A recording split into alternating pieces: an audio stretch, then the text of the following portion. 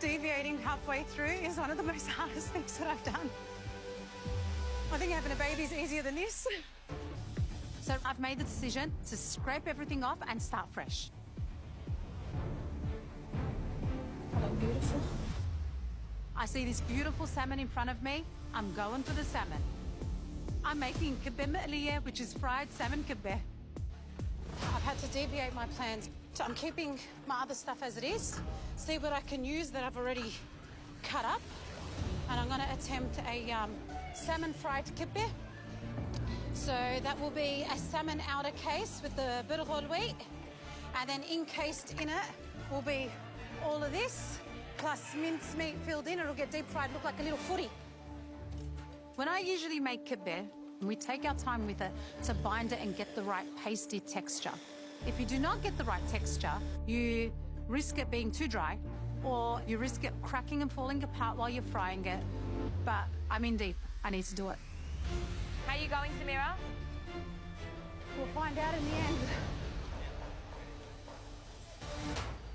You got olive oil, Schnez?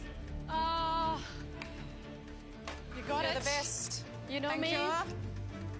I can't believe I managed to get my salmon mix done in such a short time frame.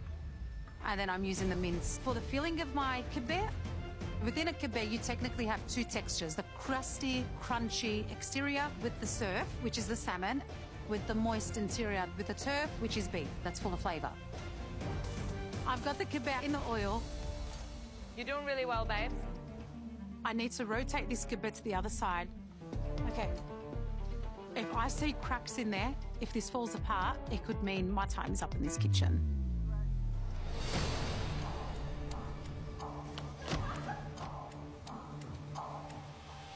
Bloody amazing.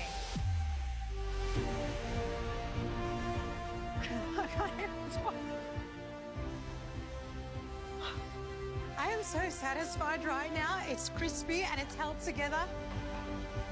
I am over the moon. Deviating halfway through is one of the most hardest things that I've done. I think having a baby is easier than this. I even worked up a sweat. Woo.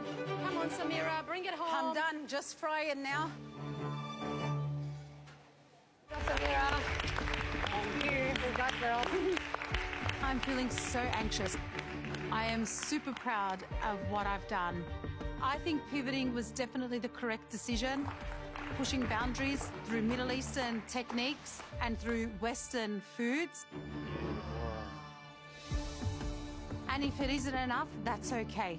I'll accept it with grace, and I will go home proud of myself. Hey, Samira. Hello.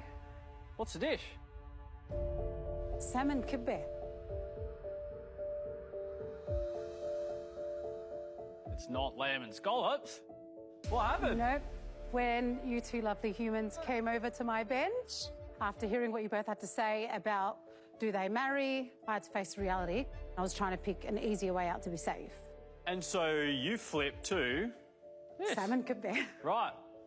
That is pretty courageous. Changing your whole dish. That's Yeah, massive. pretty much. So the question is, has this pivot paid off? Fingers crossed.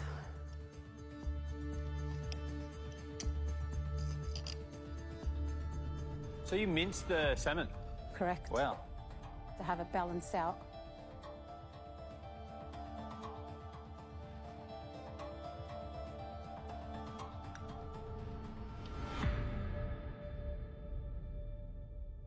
Samira, well done. This is great.